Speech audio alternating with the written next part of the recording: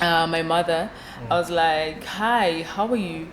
I'm trying to check up on dad. Is he fine?" And she was like, "Yeah, he's fine." And then 3 hours, 4 hours later, she called. She was like, "Who are you seated with?" And I was like, "A friend of mine." And then she was like, "Please give this friend of yours a phone." I was like, "I'm not 5. I'm not 5. What's going on?" What's going on? And yeah, I gave the friend the phone. And here's the thing. Like, remember I said I'm a very observant person. Like, you can fool me. You can do better than that. So the facial expression it went from, and yeah, I was like, boy, say something. There's no way. Right.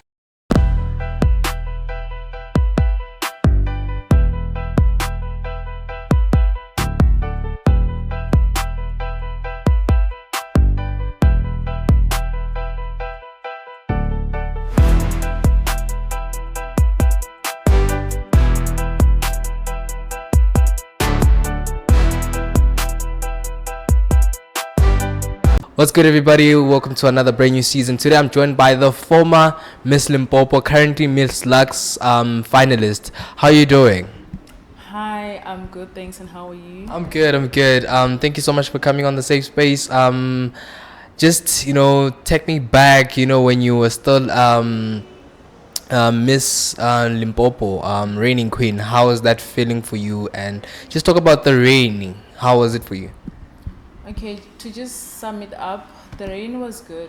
I'm not gonna lie, the rain was good. It has shaped me into the woman that I am today. Someone who tries so hard to find balance in life and just take initiatives, dream big. And I don't know, I feel like the title has made me realize that there are opportunities out there, there's beautiful things out there. For an example, now competing on a national level. This is actually my first ever national pageant. I've never been on a national stage. So me realizing that I'm capable of winning a whole provincial title, I was like, it means I can also win a national title. I'm not saying that that's the mindset that I carry on daily basis, because it's not all the time things will go according to how we plan. You understand? But just reverting back and realizing that, so I did that, means that I can do that as well. So why not hop into that as well? So like I said, to sum it up, it was a journey that shaped me into becoming the woman that I am today. Someone who's not scared of just jumping into an opportunity without even a plan. No, that's amazing. Right now you're a woman with many talents, right? You talk about your modeling academy. Talk about your makeup artist as well. Talk about the beauty side of things. So, what are some of the things that you have learned in the pageant industry when you look back and say, "Oh, snap! That actually shaped the woman that I am today"? Okay, with pageantry and also the skills that I don't know if I should say accumulated on my journey, I'd say that, okay, let me just start with pageantry. Pageantry will shape you into becoming a woman that you never probably thought you'd become one day. What do I mean by this? First thing first, you get to learn about independency. You get to learn about entrepreneurship. You get to learn about the importance of having skills as a young person. So I feel like with pageantry, those are the things that I've learned as a young woman, that it's not all about beauty, walking on stage and all that. There's something that you have to learn. For an example, with my makeup business, it started off with me realizing that, okay, I'm in a pageant and I can afford that. I can afford that. But also, I can actually do that. It looks simple. So I'm a very observant person. Like, wherever I go, I observe and I try to learn. I try to take notes as to, I can do that, I can do that. You understand? So, yeah, when I get into pageantry spaces, what's this? The back door. I don't know. Is it called a back door? But yeah, where we change the changing rooms, like Behind there's the scenes. behind the scenes. There's a lot of things that I learned. There's a lot of things that I noticed that I can actually become a makeup artist for models for myself as well. Right. You know, also just realizing that there are models who struggles with this and that. I can become a hero. Right. Yes. Right. Yeah. Okay. So what are some of the things that you've learned in terms of sisterhood and Miss Limpopo? Okay, so reverting back to my previous title, one of the biggest thing among sisterhood that I've got to learn is that never ever make yourself appear as someone who's above others, especially in terms of just be humble as a person, because one thing I remember for sure is that when I entered that pageant, I was just a small girl coming from a village. I had never participated in a big pageant. That was your first pageant? Yes, I had participated in local pageants, but I had never participated in a pageant that is like big like that. So the best that I could do was to remain humble. Even though you do come across people who are not humble, but I remain humble. Right. And that is one spirit that I carried with me, and I'm still carrying inside even today as a finalist for Miss Luxe. Right. Yes. That's so amazing. Most of the pageant girls nowadays, they don't really prioritize that, to stay humble and stuff, right? So right now you're currently Miss Luxe finalist, right? So how in terms of the values that certain pageant believes in, do you feel like the values that Miss Luxe stands for, they also resonate with you as well? Okay, I went through Miss Luxe's mission and vision statement, and one thing that I've highlighted more than anything else is that they stand for women empowerment, right? They stand for growth. They stand for elevating women, putting them in spaces where they're able to speak, they're able to stand for themselves, they're able to come up with ideas. They are very much innovative. They are business minded. So with Miss Luxe SA, I'd say what they believe in, it's something that resonates with me as a person. I believe so much in independence. Actually, I was raised in a household full of women. Okay. I feel like, sometimes when I speak about this, it actually sounds like a joke. There was no men in my house at all. Really? At all. There was no men in my house. I'm so sorry, parents. Sorry, family, but there was no men in my house. It was all about you become your own woman. Okay. You need to know how to stand up for yourself. You need to practice independency. No one is going to spoon feed you. No one is going to... You understand? So now that I find myself in spaces like this as a Miss Luxe SA finalist, and I'm realizing that, they stand for that. They actually stand for how I was raised as a woman. I was actually raised like that, to be independent, to know how to speak for myself, to know how to stand up for myself, to do something with my life, not to wait for someone to come and save me. I can actually save myself. So they do stand for something that I also believe in, which is independency and empowerment and growth. Maybe to some people that might be going through something that you're also in a process of healing as well, right? I think this platform here that you are in right now, the KJ Real Talk Show, we provide, we also talk about, we create that safe space for healing conversation as well. How do you deal with, maybe it's with someone who hasn't really dealt with that or is still in the process of dealing with that, how do you actually dealing with the fact that you're losing someone in your life, someone that was so special actually in your life? I'm not about to cry. I'm not gonna cry. Okay. That whole situation arrived at a very wrong moment in my life. I wouldn't say unexpectedly, and not that I was expecting my dad to pass away. Hear me out. But crazy enough, it came around a time where it was during exams. I had just entered a pageant, and of which is my first big national pageant, and I'm just like, wow. I feel humbled. Like, I really feel humbled because what do you mean? What do you mean? Like, why did it have to happen around this time? It felt like, you know, when you're just put into this big test in your life, like, God was like, I'm gonna put you in this position and see if you'll be able to drag yourself out of that. Okay. You know, because, okay, my dad was sick, you know, he was not okay. And I saw him. It was also easier for me to accept that, okay, he was not okay. It wasn't something that happened all of a sudden, like, oh, a car accident, or anything that you can think of that can literally take your life in a minute, you know. For me, I feel like it was easier for me to accept that it's gone, because I had to look at it in a way, he's resting. Okay. You know, he's resting. He's been through it. He's resting, and I guess God decided that your dad needs this rest. He needs to rest. You know, he's been through a lot, and I just had to look at him and say, you are at a better place now.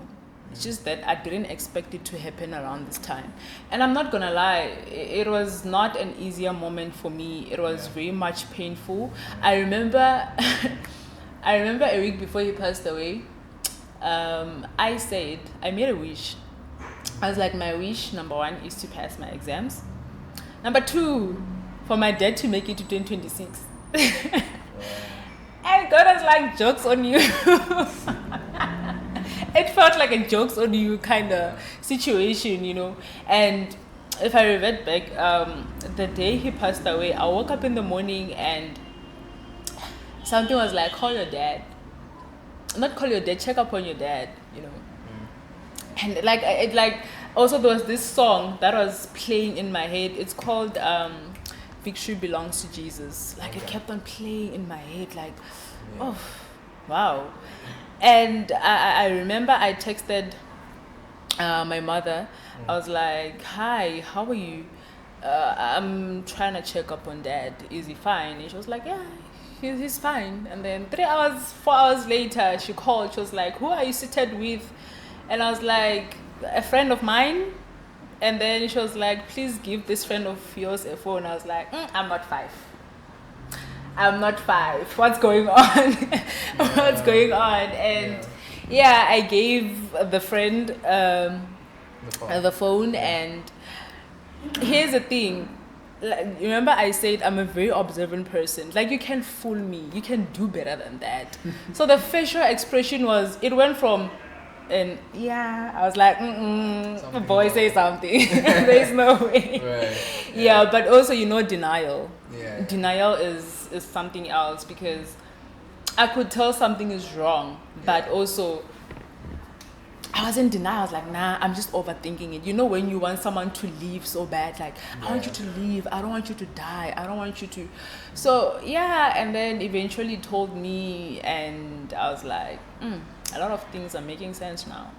It makes sense why I was feeling like that. It makes sense. It makes sense. And I also, it was easier for me to be at ease and not to feel heavy or to feel depressed like that, because I had a strong support system. Shout out to my mom, shout out to my aunt, shout out to Kano, shout out to everyone, shout out to my grandmother, shout out to my aunts from my dad's side of the family. Like, shout out to everyone who supported me, because trust and believe, I was going through it. I was going through it. Like, and also shout out to my lecturer, because I did talk to her and she was very much understanding, you know. And shout out to Miss Luxe SA director, because she was very much supportive. I don't want to lie. She was very, it felt like she's a sister, you know, like, she was very much supportive during, it was a very difficult time for me, and she was understanding, you know. She spoke some sense in my head. She gave me the comforting words, and also the finalist as well. It was semi-finalist at that time. They were very much supportive. They even tried to make little contributions, nyana. So I don't know. It wasn't as heavy, just that, you know, sometimes when you sit it alone and you're like, it's sort of like sinking in now. Yeah. Like, oh, yeah. Just, I just hope that you find, you know, healing as well. I mean, it's a process. It's not like, you know, it's gonna happen, you know, in the blink of an eye. But I mean, it's a long process. Back to pageantry, you also have a modeling academy, right? Just tell me more about Zahra. Zahra. Just tell me more about Zahra. Okay. How do I explain this? Okay, so with Zahra Modeling Academy, I don't know. Let me start with the academy itself before the name, right? Okay. So with the academy itself, there happened to be a certain time in my life where I reflected back on my modeling career. I started in 2017. Oh, yesterday we turned a decade. Really? A decade or 9 years, I'm not sure. But okay, now when I count, I start from the Asha year, like 2017. Yeah. So when I start from that, it's 10 years. I don't know, maybe I'm just too impatient. But yeah, let's just say it's a decade, right? Okay. So I started in 2017, right? I had no coach. I had no, like, there's a lot of resources I lacked. Like, everything that I had was borrowed, you know? And also the training. But shout out to my grade 8 teacher. She was there for me. She's the one who actually made me realize that, oh, this is my thing, you know. Yeah, so I just sat back and I realized that I had no coach. I had no this, that, and that, you know. And I just figured I can actually, like, there's this saying, does it say I walked so you can run, or I ran so you can walk? Something like that. Like, that's what I was trying to do for young people, you know.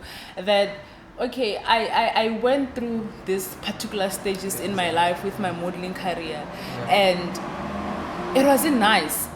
It wasn't nice. Like, I remember there was a time where I was told a lot that pageantry is not for me in terms of my work. I need to do runways. I will walk like a runway model.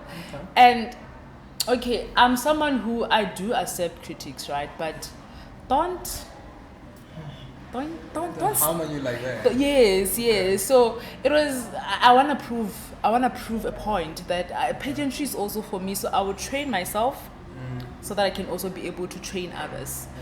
Yes. Yes, I did have coaches in my life. I did have Yima Modeling Academy, Young Ideas Modeling Academy. They did help with the training. I also had my coach Kamu. He did train me a lot. I recommend this to you, honestly speaking. But with me, I also did most of the training myself. And then that's why I said, then I was like, okay, I need to do something. I started with the modeling academy. At first it was, okay, I forgot the name, eh? It was years back. Like, I forgot the name. And then as time went by, I remember there was this other time I sat down with my mom, and you know, when she was just explaining my growth from being a toddler to and all that, and then she mentioned that there is a friend of hers, or an ex-friend or something, I don't know. The person named me Zahra. Right. I was like, Zahra, and now I'm like, Mom, but this is a very beautiful name. Why is it not on my ID? Like, on my, ID certificate, is it? Yeah, that.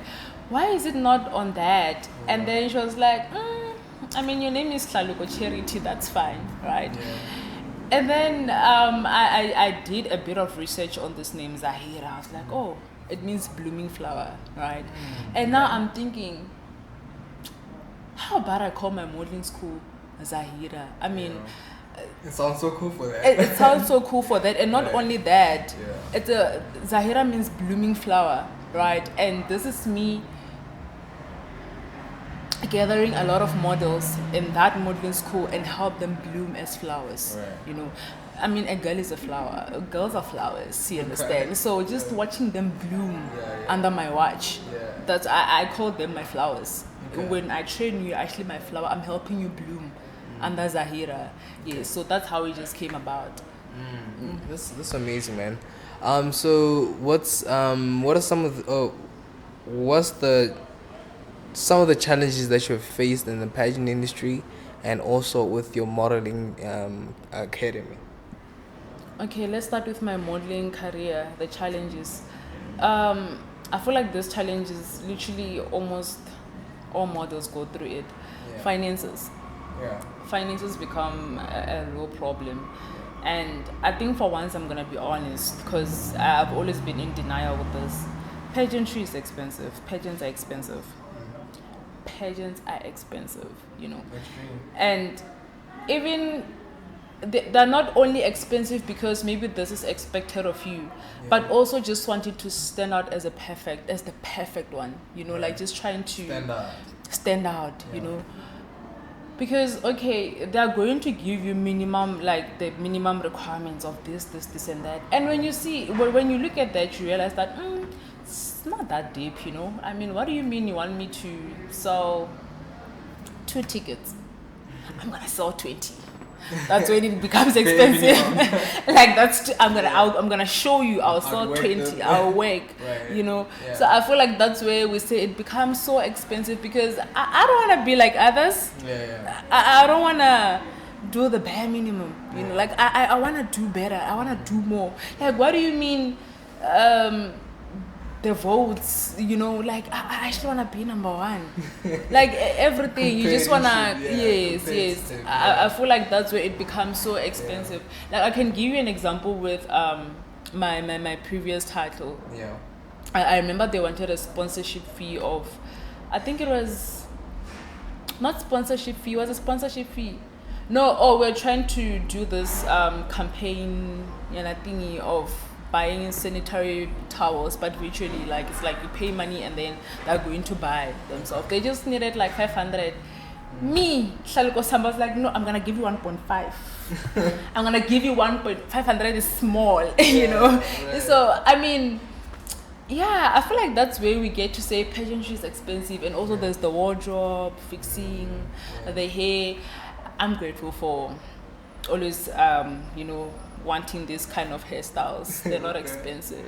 Oh. They suit me, but also at the same time they are not expensive. So I'm grateful for that. Yeah, I won't say I'm a low maintainer. So I've always realized that okay, I love natural hair. Yeah. I love natural hair. I love looking African. You know, I apply makeup because I'm a makeup artist, and but if it was up to me, I'll also go natural. Okay. If it was up to me like that, like it's not really that deep. Let me just go natural, you know. Yeah. So there's a lot of things that you do as a model. Nails, making sure the toes they look cute, the wardrobe fixing, like I said, the hair, and transportation. Right. There's just a lot of things that you have to do, right? And also just making sure that you sell tickets, there's the voting part, like. That's where I get to say pageantry is expensive, and if I was to advise I wouldn't say the previous me because that's in the past, like the future me, because I'm still here to join other pageants. Okay. Plan before. Yeah. Don't just wake up in the morning and say I want to join a pageant. Yeah. Plan. Because there is no pageant that you're going to join and you won't find yourself spending. So far I've never heard of that. Even if they don't tell, even if they don't tell you that you're supposed to spend, or they tell you no, don't spend, you will spend. Eventually you're gonna spend, right? Yeah. So plan. It's just like have a entry minimum amount, you know, like that you are going to use. Or for an example, if this is needed, you take from that money. If this is needed, you take from that money. Because also another thing, asking money from people, it's not easy. Like there's this pill that you need to swallow first, like you need to swallow it first before you can say hi. Can you please sponsor me with a K? It's not simple. Yeah. It's not like you need to find yourself humble. That even if they just on you, you still remain humble. Don't fight because you need the money. You know, you need the money. Even if they say, how is that my business? You need to explain how is that their business, but in a way that is acceptable. You know, like try to make them understand. In a humble way. In a very humble way. Even if you can see, nah, this is so disrespectful. Yeah. Like, got to you being humble. Like, asking money is not simple. Yeah. But yeah, in terms of my modeling academy, so far the challenges that I've faced is just finding a venue to train models. You know, I'm still trying to grow it like that. I do want to find myself in those buildings where there's like a huge mirror, and that's the only challenge that I have so far, but I trust myself with training models. Right. Yes. So where do you envision yourself going with Zahra Academy? Okay. I don't know. I'm gonna have to share this one day, but I don't know if viewers, if you're watching this, right? I want you to picture. Do you know House of Zwide? Okay. Do you know that soapy House of Zwide? Yeah. That's the version. You know, like it's a modeling school, but also more like an agency where it's like we sell fashion. We also have our own models. We also have a studio for makeup. I think I've seen it. A studio for photo shoots, designers, interns. You know, like I don't want it to remain as a modeling school and that's it. Like let it be more like a fashion, beauty, modeling house, something like that. Like I want it to be unique. Please don't steal my ideas. I'm just a child. I know I'm stealing from House with it, but do you get me? Like there's something like something similar to that. It's visioning. It's there. It's there. Even if someone does it, I'm still gonna do it. Right. I'm still gonna do it. Right. Yes, that's where I see my modeling school. Yeah. You've spoken at UJ Faculty of Law. And TUT as well. What's your message for students looking to make a difference in their community? Okay, one thing that I can say is that never ever in your life look down on yourself. Right. Don't do that. You may be looking at yourself and feeling like, I'm really not that deep. Like, you know, the concept about me is really not that deep. Trust me, people are watching. People are looking, hey? And if you are looking into making a difference within your community, start now. You know, that is going to benefit you a lot. I don't want to lie. Like, for an example, we spoke about UJ, me speaking for UJ faculty and of law and TUT. Honestly speaking, I never thought that would happen, and I never thought it's like me being Miss, you know, it's really that deep. I just happened to be approached out of the blue. Like I just happened to be approached on Instagram by the faculty and they're like, hi.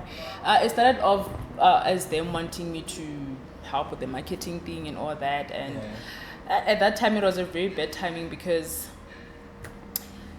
I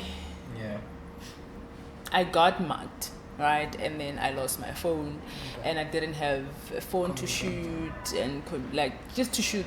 I didn't have because I had to like create some sort of videos for them, and you know, I couldn't do that at that moment. I didn't have a phone, so it failed before it could even start. Right, but still, I was appreciative of the fact that they didn't really forget about me because sometimes when they'll go to maybe certain events, I'll get an invitation. Hi, we have this. Please come. You can just show up. It's fine. I remember this other time they were going to this other event where it was about empowerment, women, shelter, something like that.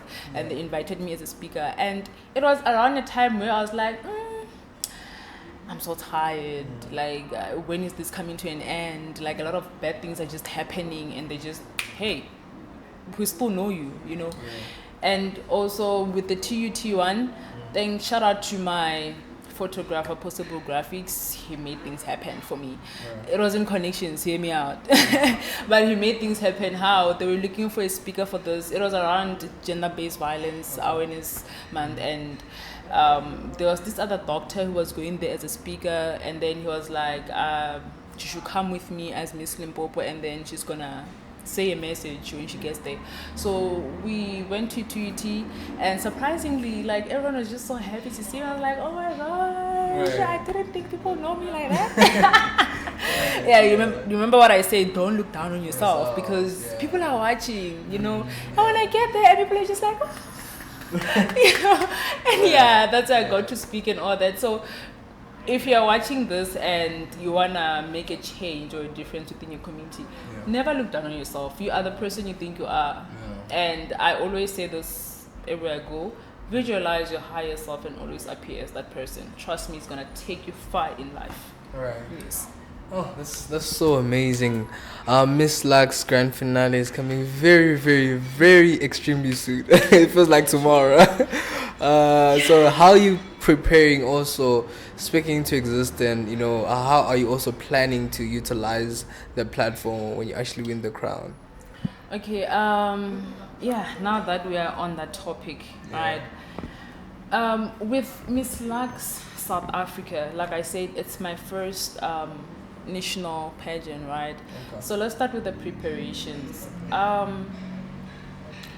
Let me just say I'm taking it one step at a time. Right. Like more like take it easy, no pressure. Remember, like I still have other things that I'm dealing with and all that, and I don't want to find myself experiencing some sort of a burnout, right? So with the preparations, all I do is to plan. When I compare to other pageants that I've joined before, I used to be someone who wakes up in the morning and say, do they want to do this? And that's where I used to experience a lot of burnouts and all that. So with this one, on Monday I'm going to do 1, 2, 3. On Wednesday I'm going to do 1, 2, 3. I'm going to create content. I'm going to visit this place. I'm going to do an interview. I'm going to, I just plan. I plan. I feel like that's how the preparations have been going so far. And also just not allowing myself to deal with everything on my own, because sometimes I do get confused. That's a lot of people crash out. Yes, I do get so confused. I do find myself in a situation where I'm like, I feel like I'm not doing this right. So I do consult, please help me with this, I don't understand. Please help me with this, I don't understand, And yeah, I feel like that's how the preparations have been going so far. Yeah. And then with the grand finale, like you said, it almost feels like it's tomorrow. Yes, it does kind of feel like that. It does kind of feel like that. And there's still more that I want to do as a finalist, but I don't have time. Right. I don't have time. There's still more that I want to do as a finalist, right? Yeah. When I was busy campaigning as a semi-finalist, I started this other project, right? Yeah. It's called Youth Empowerment Through Skills Development, which is the main advocacy, right? Yeah. But under it, there's something called Skills in a Box, right? Mm-hmm. There's also, there's a lot of things that I was planning on doing under that project. Remember I talked about the importance of skills, the importance of having the importance of extracurricular activities that you're supposed to do as a person. Right. Why? Because like I said, it's not everyone who's going to make it to the institutions level. Yeah. There's a lot of confusion after matric, right? So with that project, my plan was to help the youth, because there's a lot of people who are seated with talent, but here's the main problem: resources. Yeah. They don't have the resources, they don't have the necessary means or funds or anything like that. So that's where I wanted to come in as a Miss Luxe, as a semi-finalist, finalist, or, that, okay, if I can raise enough funds, I can do something, Skills in a Box is basically a box that comes with things that you need to start something. Okay. For an example, it's an example.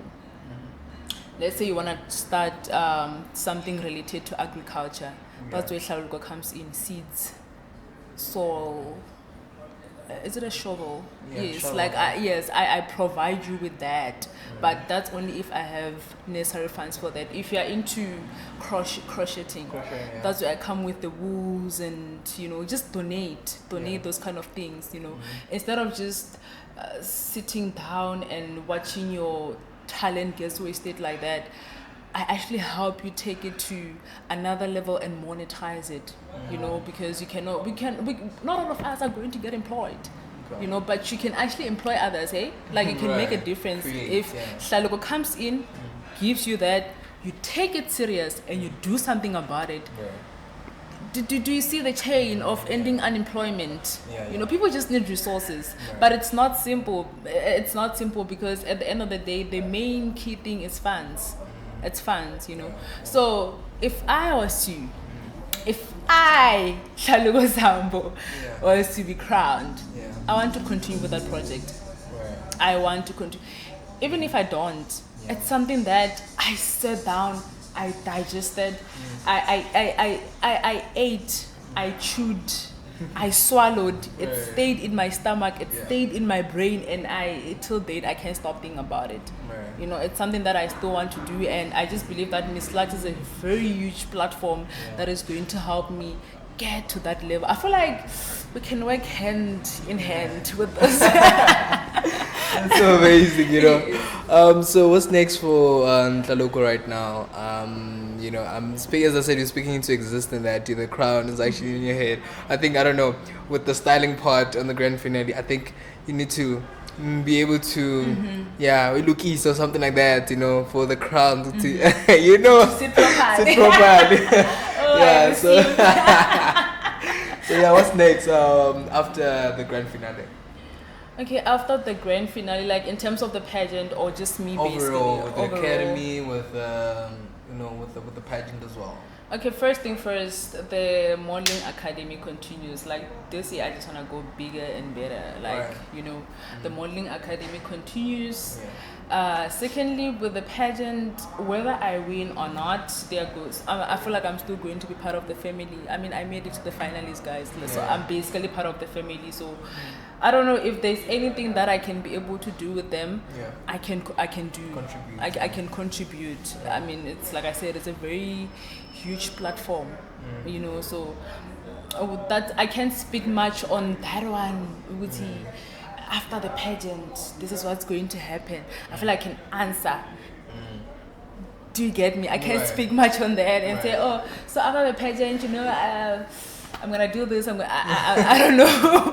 I don't know. Like, yeah, but I do sit down and just, if I was to win, this is Yeah. gonna happen. If Right. I don't win, this is gonna happen. Right. Yeah. Yeah. You know. And then another thing is just to focus on my academics. You know, like I need to push on that one. I need to do my level best on that one, especially as someone who has went through a lot of challenges academically. Also, another thing, you know, one thing about the course that I'm doing, it has taught me the importance of not being too in touch with my feelings. This is something my aunt always says. Stop being in touch with your feelings. Right.